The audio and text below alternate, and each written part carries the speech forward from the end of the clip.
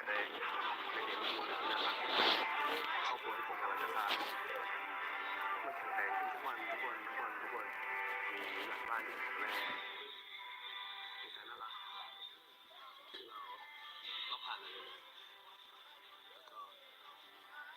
ผ่านจุดที่ยากมากในชีวิตเขาก็ให้แนวคิดอะไรกับผมดีๆผมรู้สึกเราสองคนเติบโตและทำกันเป็นมนุษย์ที่ดีขึ้นไปพร้อมๆกันพอข้าเหลือกำไรอย่างละ2,000 กีบได้ขายมือละ100 อย่างเหลือกำไร500 กีบได้ขาย3 อย่างนักลงทุนไม่อย่างละ100 กีบได้ขายมือละ100,000 ขายเพียง2 ชั่วโมงได้กำไรมือละ200,000 กีบนักธุรกิจจ้างคนยืนขายแทนตัวเอง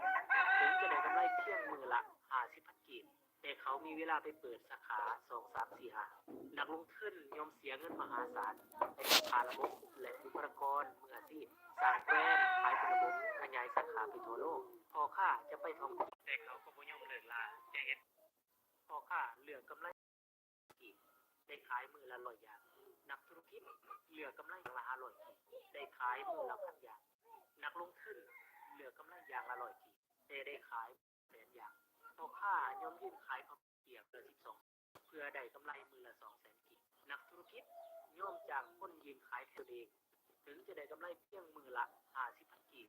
แต่เขามีเวลาไปเปิดสาขา2 3 4 5นักทุนย่อมเสียเงินมหาศาลในกับค่าระบบและบุคลากรมืออาชีพสร้างแบรนด์ขายเป็นระบบขยายสาขาไปทั่วโลกพอข้าจะไปท่องเที่ยวต้องปิดขาดรายได้จะไปท่องก็สั่งเวียกผ่านผู้จัดการนักลงทุนถึงจะไปท่องเที่ยวนอนตากอากาศถึงเงินส่วนตัวอยู่กลางทะเลแต่เงินเข้าบัญชีทุกวินาทีพวกหลายคนยังบ่เป็นพ่อค้าบ่เป็นนักธุรกิจและยังห่างไกลกันมีคนอื่นได้ตลอดแต่เขาก็บ่ยอมเลิกลาจะเฮ็ดจังไดสิ่งที่เฮ็ดได้ก็คือทำใจยอมรับความเป็นจริงเมื่อใดที่เรายอมรับความเป็นจริงได้เมื่อนั้นเราจะมีความสุขหลายและหันกลับมาพัฒนาตัวเองเจ็บปวดของตัวเอง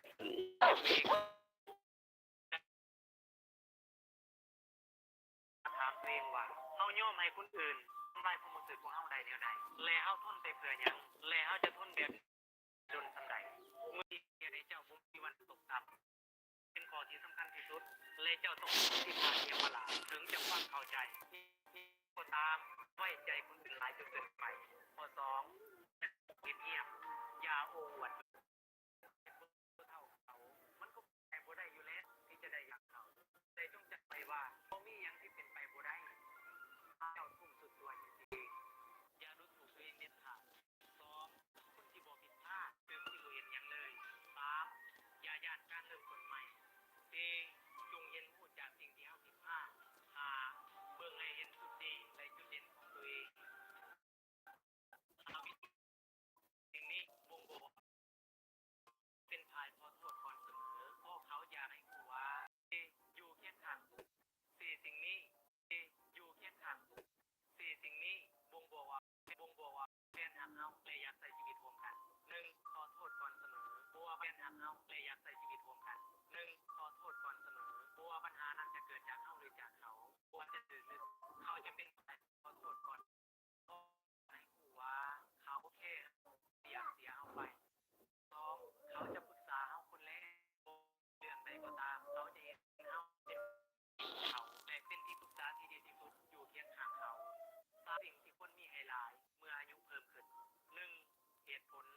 มื้อนี้เฮากำลังเฮ็ดหยังจักอย่างแต่ถ้าขาด